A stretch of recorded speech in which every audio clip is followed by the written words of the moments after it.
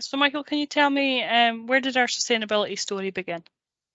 So I started with Visit Inverness, Loch Ness just under 3 years ago.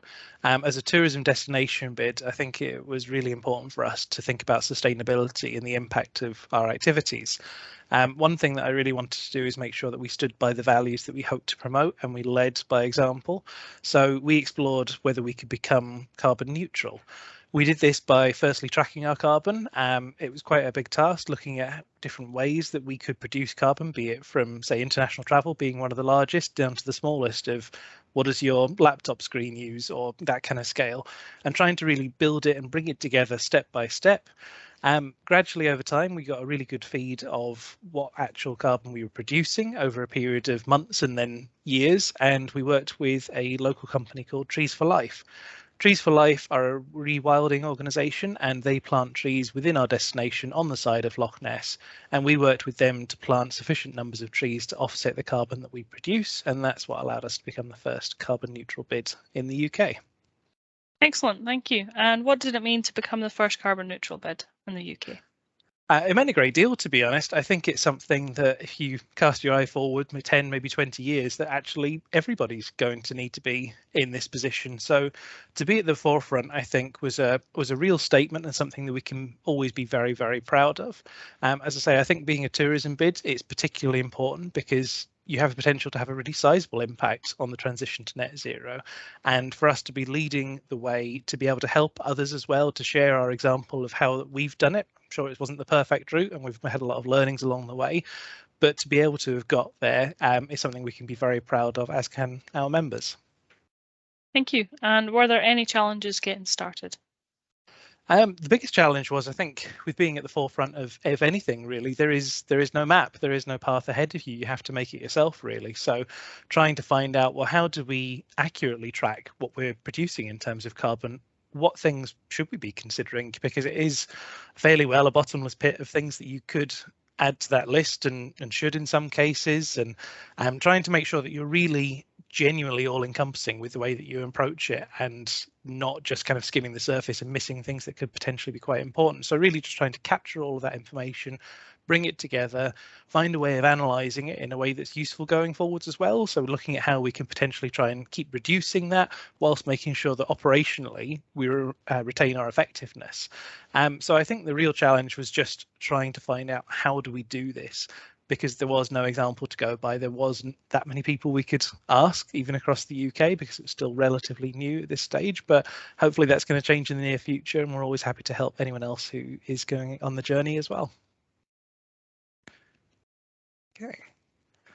So, Bryony, I've got a few questions for you as well, if that's okay. Of course. So the first one is, what is a climate action plan?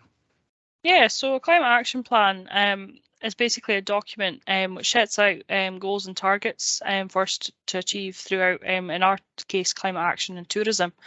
It includes our pledges, the likes of the Glasgow Declaration and Tourism declares a climate emergency. And we've also made sure, to align some of our targets with sustainable development goals. Brilliant. That sounds great. It's really clear. So why do we have one? We have one to improve sustainable tourism in our area mainly. We thought, a climate action plan could help as it gathers attention from our members and stakeholders. It's something that a lot of them, have close to their heart and maybe can't do themselves as a business because they haven't got the time. Within the plan, there are set targets which allow us to track our progress, to see where things could be improved, and we can do this in line with our members. And we hope that this climate action plan will be one of many for years to come. Brilliant. And then how do we go about developing our climate action plan? Yeah, so it's quite interesting, really. The plan originally was an idea that came out at COP26 when the Glasgow Declaration Climate Action and Tourism was launched. During kind of the months of December 21 to January 22, as a team at Visit Inverness, Loch Ness, we were thinking of developing a plan for us as an organisation. At the end of January this year, 22, support became available through a pilot with Visit Scotland and the Travel Foundation. So we submitted an expression of interest and we were successful in being one of the 3 DMOs in Scotland to be selected to be given that support. And we developed the climate action plan. We were asked to gather stakeholders from our destination to attend meetings to fuel ideas for the plan. And it was at this point when the plan was being developed for the destination as a whole, rather than just for our organisation, and that allowed us to really take that big picture and do as much as we could with it. After a few meetings and lots of discussion, our first climate action plan was drafted, and it was presented to Visit Scotland in May 2022. And following this, we made some small changes, and we officially launched our climate action plan for this year, going into next year on the 6th of June 2022. Brilliant. Thanks, Brian. And it's probably fair to say it's gone down very well. In fact, as far as I'm aware, it's only had positive feedback. And at the launch event, we had the Cabinet Secretary for Finance and the Economy there. The range of stakeholders that I think you managed to bring together not only was really powerful, but actually I think has made a really big difference in terms of the output on it and making our members want to buy into what we've done, because it is representing their values, their beliefs, their goals, and it's a collective vision of what we want to achieve from the area and from the climate action plan. I know we've been doing lots of different work around sustainability, so is there anything else that you'd like to talk about? Yeah, so we applied for something which was called the Highland Nature Restoration Fund. So we were awarded £8,000 on the terms of biodiversity projects, and what we decided to do was plant some trees in an area just up above Loch Ness.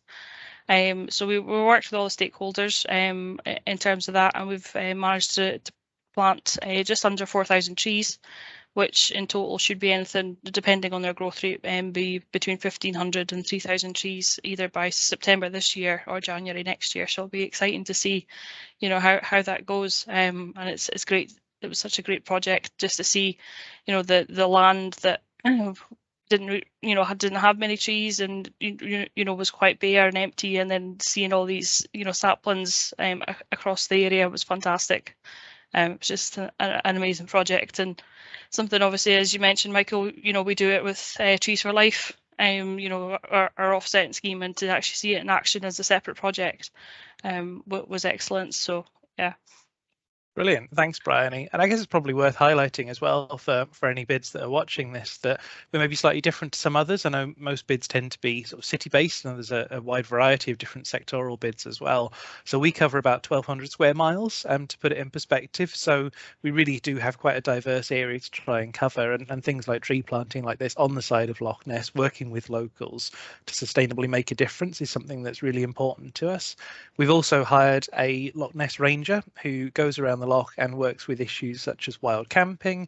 It could be looking at issues with fires or even fire hazards and risks and signage, basically helping visitors to behave more responsibly, and locals of course as well, and just generally trying to make it a better place for local people to live and work too.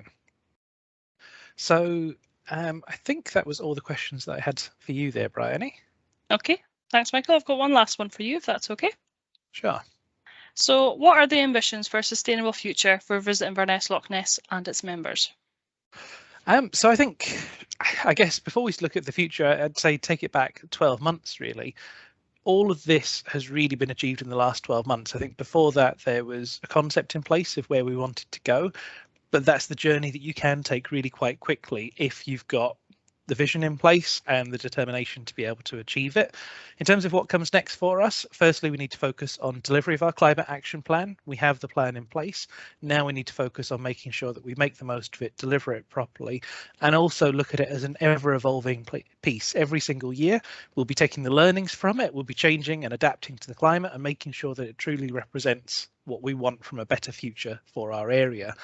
And I think that's really where I see us learning and growing. It's continuing to work closely with stakeholders, building on those relationships, and just ultimately doing what we set out to achieve, which is to make it a better place to live and work. Tourism is critical to our area. So around Loch Ness, 1 in 4 people are directly employed by tourism. And of course, there's a lot more secondary roles beyond that as well. So it is our communities. Almost everybody who went to school around here, their first role was in tourism and hospitality. People come from around the world for our amazing destination, and it is just iconic. We're lucky that you can talk to almost anybody anywhere in the world and they will have heard of Loch Ness and know something about it.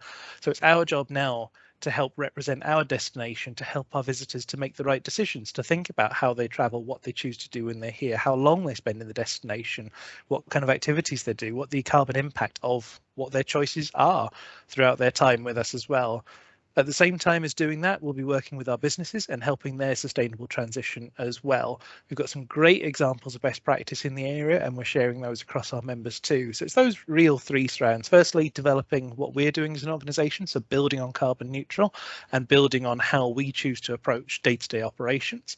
It's helping our visitors to make sustainable choices, and it's helping our businesses to transform in a way that helps us to achieve national targets. So I think that's everything that we plan to achieve. It's enough to keep us busy, certainly for the next few years, and it'll be an ever-evolving piece. Thank you, Michael. Great, thanks, Bryony. So thanks anybody who's watched this video, and just to say, we're definitely happy for anybody to get in touch if you've got any questions, if you'd like to find out more about what we're doing. Always happy to help, because it is a new journey for everybody. It was a brand new journey for us. We've had some learnings along the way. Always happy to help and share and welcome anyone else who would like to join us, and I'm sure you can teach us some things along the way as well. Thanks.